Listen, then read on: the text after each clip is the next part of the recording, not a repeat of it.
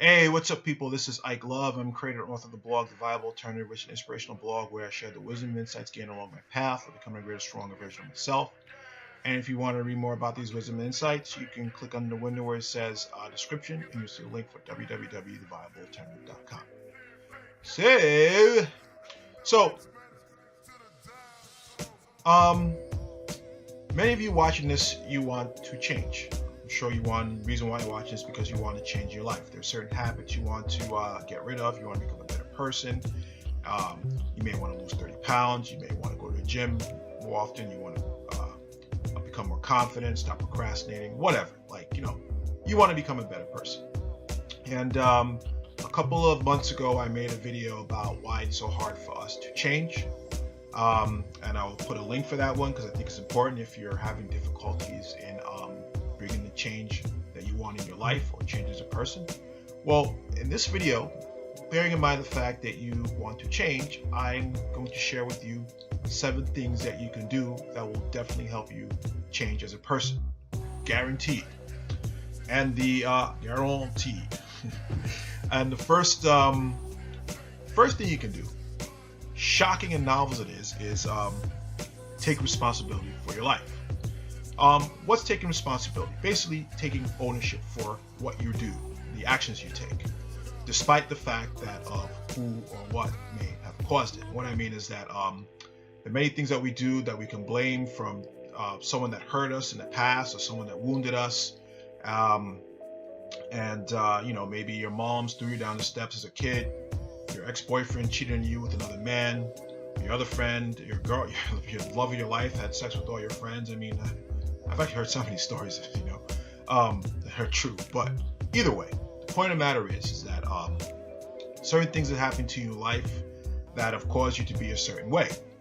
And undoubtedly, we can point blame to other people for them causing it and them victimizing you. But if you want to change in your life, you have to take ownership for your behavior now, no matter who caused them. You will not change in your life if you do not take ownership for the things that you do. Now, like I said, you may be very right to be blaming someone else for causing you to be a certain way. They victimized you, they did to you a certain thing, but the fact of the matter is, if you want to make change in your life, it's your responsibility to fix them. Yes, someone else made a mess in your life, but unfortunately speaking, or fortunately rather, you're in that empowering position now that you have to clean up your own mess in your life if you want any change.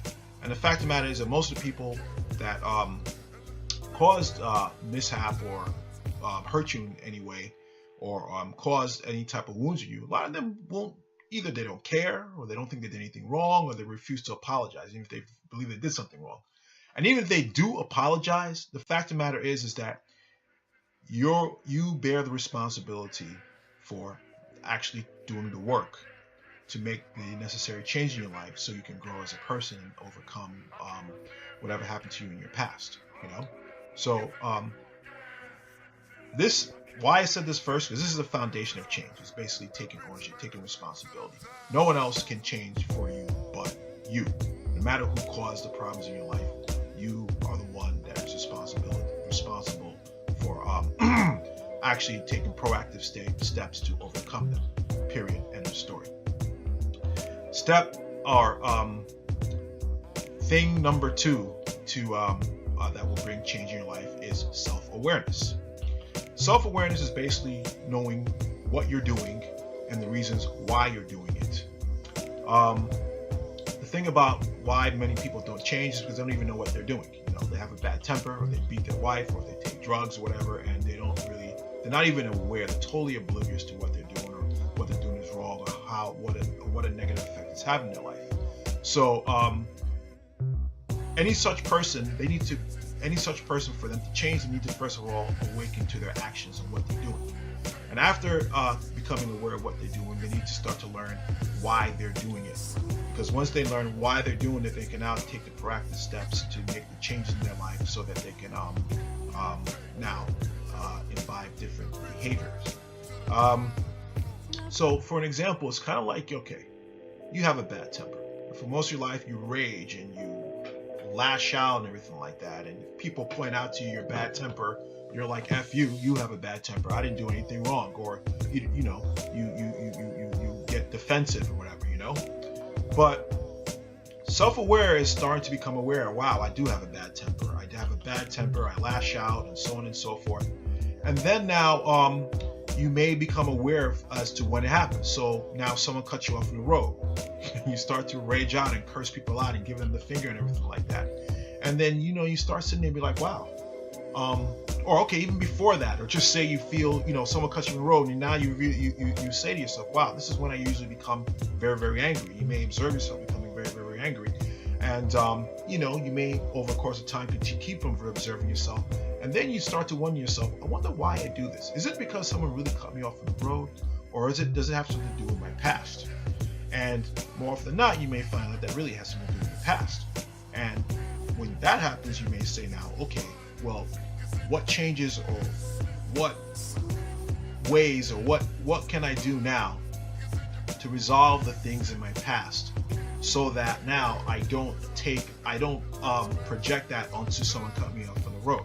You know, it's becoming aware of your actions and why you're doing them and being able to make the changes. It's kind of like waking up to yourself, you know, because before you have any type of self-awareness, it's kind of like being in a dark room where you're being punched at all sides and you can't see to defend yourself. You're just reacting, you know. This past Saturday, I went out for a drink with a good friend of mine, and I know in her past she had problems with being faithful in her relationships, you know. And after her last relationship, she took some time off of dating altogether and did a lot of self-introspection, and she started discovering and looking into the fact of why she wasn't able to remain faithful up until a certain point, or after a certain point she wasn't able to remain faithful. And I think she got some therapy and everything like that, but she realized at that point, because before she just blamed the guy, and now she was able to now, step number one, take responsibility and now become aware of what she was doing. And you know, she now is in a quite much more healthy relationship because she's aware of her actions. She was telling me now that, because I asked her, well, how do you deal with these issues when it comes up, you know, as opposed to like compared to what you do in the past. And she says, well, now when she feels uncomfortable or she feels to act a certain way, she evaluates the whole situation. She says, okay, am I acting this way because of the guy I'm with, or is it because of my own insecurities? She says more often than not, it's because of her own insecurities. And now when she's able to identify her insecurities, she's able to take certain steps within herself so she can deal with those insecurities instead of taking it out on the relationship or sabotaging the relationship. And she's grown. She's changed. She's changing. And I said to her, yeah, you know, it's a day-by-day thing. She said, no, sometimes it's hour by hour. But the fact of the matter is, self-awareness has helped her to change as a person, and therefore now bring more healthy things into her life, like having a healthy, fulfilling relationship, which she said is the best relationship she's ever been because of the self-awareness. Next step, and if you watch my videos, my video blogs, I hash this to death, and I probably will be hashing this to death until my last breath on this world. But heal your wounds. A lot of us act the way we act because we have emotional wounds. And I've said this already, and I've said this already. We have emotional wounds. There are situations that we've gone through in life that wounded us emotionally that we've not fully processed, that are lodged somewhere in our bodies, in our tissues, our muscles, and so on and so forth. The emotional wound is there, and number one, the wounds are true. Even though we're not aware of these wounds, most often, they're triggering thoughts in us. They trigger thoughts because, you know, think about it. If you feel a certain way, you think a certain way.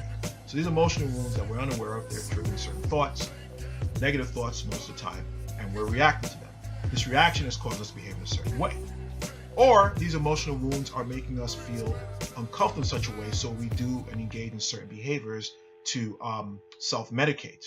And that could be anything from smoking crack to drinking a lot, to watching television, to shopping, to sex, to jumping from relationship to relationship, to lashing out at people.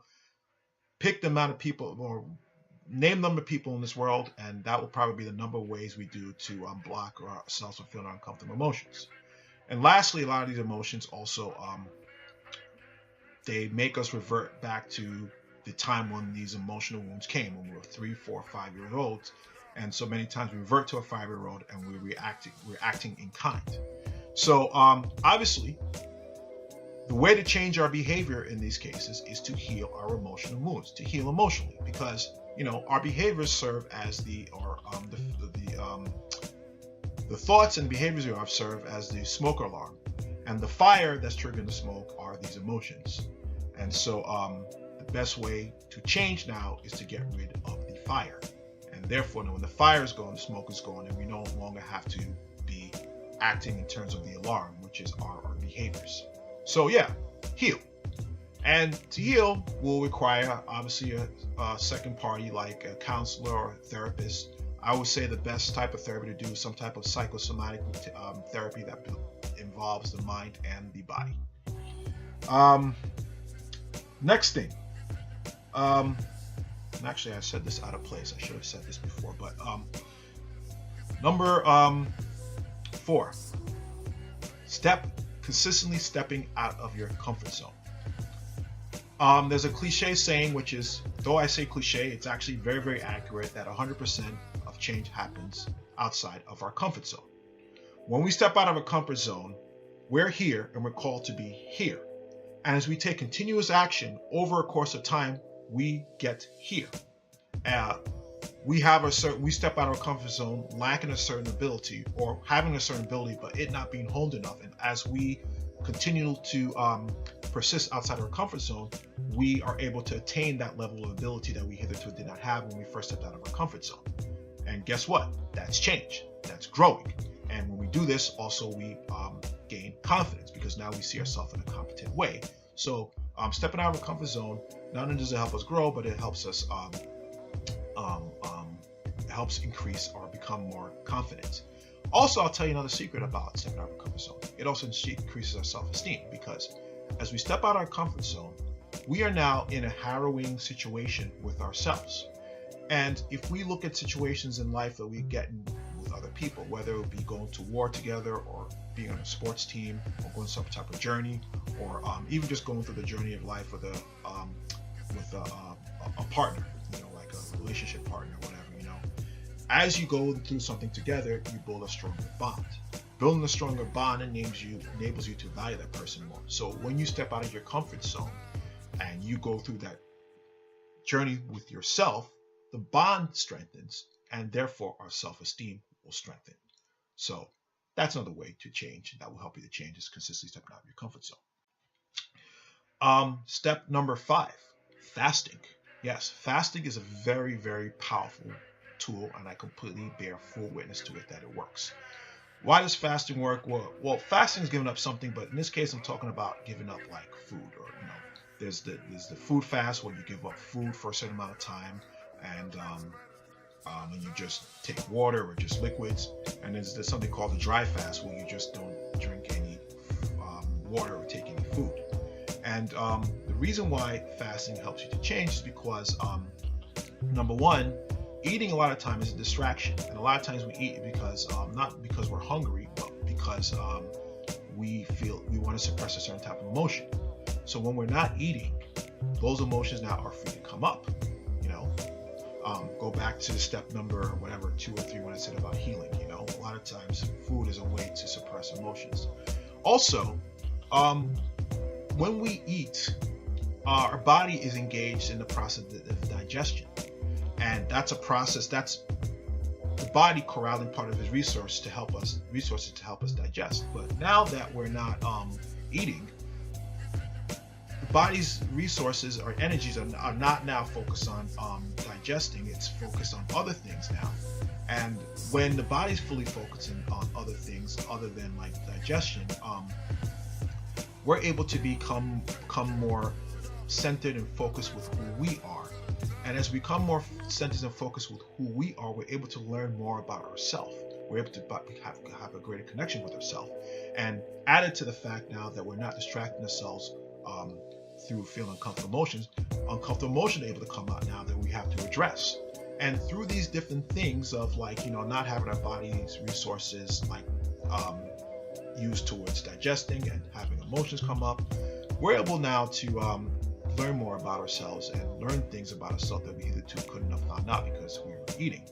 And we can use that now to grow and change as people, things that, we didn't know about ourselves that were blocking us now come up, and we can address them. And by addressing them now, we're able to get out of our own way and grow, and growth equals change. Another thing to do to help us to change is meditating. Meditating is another powerful tool that I completely bear witness to. It's completely changed my life in the past couple of months. And I started meditating consistently back in 2009 when I had a crisis in my life. And I said, you know what? I can either lie down on the floor and die, or I can stand up and refuse to be defeated. And I stood up and refused to be defeated. And one of the things I adopted in my regimen was meditating. But I will tell you that I really did not fully get the full benefits of meditating until the latter part of last year. But meditating, number one, again, it helps us to disconnect from our ego and connect to the core of who we are. And by disconnecting from our ego and connected to the core of who we are, we're more likely to engage in behavior that reflects the core of who we are, the strong, confident, divine core of who we are, rather than our insecure ego. And as we cultivate meditating over the course of time, and we gain a deeper connection to ourselves, we're able to consistently get more grounded and centered. We can walk throughout the day now, not easily thrown off by things, not easily able to let our egos take over. And that gives us more of a strength, when we're in the noise of life and everything like that, dealing with the day-to-day activities. Because we have a stronger connection to ourselves, we're more unwilling to engage in behavior that don't have that engage in behavior that has nothing to do with who we really are. Engage in behavior that involves the ego, because when we have a lack of a sense of a self, we are more likely to let our ego take over. But when now we have a strong connection to who we are, we're like, wait a minute, this is not me. I am able to really sense who I really am on a deep, visceral level. And this does not feel like me, so I'm not going to go in this direction. So meditating is a really big tool, a really important tool, a really effective tool. It will definitely help you change your life and just give you a sense of peace, groundedness, and confidence. And I'll just give you a quick tip. Meditating, it's really about feeling the sensation, the visceral sensation of who you are, and learning to really connect with that and become familiar with that. And again, you take that into the world and, knowing and just have a greater sense of who you are. So definitely that will help you to change. And the last thing, number 7, and this was a tough one for me over the years and still is kind of tough, is surrender. And surrender does not mean lying on your back and just saying, I'm not doing anything more, life sucks, my efforts at changing completely failed, so I'm just going to lie here and just do nothing. No, it doesn't mean that. Surrender is for those people who have tried to change and change. They're trying so hard to change. They want to change, and they just really just can't. Well, comes a certain point where you just say, you know what, man, I'm not going to be so attached to change anymore. I'm just going to surrender. I surrender to a higher power. That's what surrender means. Surrender to a higher power, whatever you believe, whether you call it the universe, God, Buddha, creator, whatever you believe your higher power to believe, even if you just are a complete atheist and believe your brain is a higher power, whatever, or the process or whatever. You just surrender and let the process take over you. You have the intention that you want to change, but you're not going to be so attached to it. Now you're going to try so hard. You're going to allow yourself to be guided to the change. You're going to let the things that come up in life come up, and then you address them as need be, and let life now guide you, or God or the creator guide you into change, instead of trying to forcefully make it happen.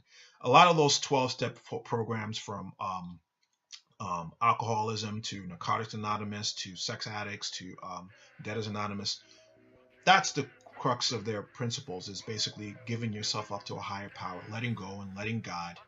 They have that serenity prayer, which I'm not going to butcher now because I don't remember, but I think it says, help me to change the things I can, and help me to change the thing I can, and whatever. I don't even know what it is, but basically the point of the matter is that you just surrender to the process and let the process change you, knowing that you have the intention to change. and that definitely will it helps you get out of the way. It helps you get out of the way so that you can now change in an organic, natural way instead of you trying to force it all along. That definitely brings a change. It's hard concept to grasp, but definitely it's very helpful. So I was going to say one more reason, but I don't want this video going too long. But you have the 7 important ways that you can use to change your life and change who you are as a person. If you do all these things, the little things that you really want to do, like lose 20 pounds, become a nicer, more pleasant person, procrastinate less, be more understanding or more patient. When you do these steps here, the other steps now will become a lot more easy, because these steps help you to get out of your own way, and a lot of the reasons why we can't affect these actual specific changes in life is because we are in our own way. But these steps I mentioned will help us get out of our way, so now that you can cultivate the actual change you want in your life. Also, I'll say this: you don't just do these things once. This is a consistent, ongoing practice that you do, and as you consistently do each of these steps, you become better at doing them over and over again, and you see more results. Obviously you want to do more than one of these things. I would say obviously the ideal will be all, but you do most of these things and you will affect changing your life. Also, the core thing that you cannot deny in this thing is taking responsibility of your freaking life. If you don't do that, then everything else is a moot point, and I'm wasting my time talking to you here. So I hope all this helps. Please take these steps. They've definitely all worked for me, and I've seen them work for countless other people in their life. And take these steps, use them now, and garner or affect the change that you deserve to have in your life and to become the person that you were meant to be. So if all this helps, take care. God bless. Get out of your own way, and peace.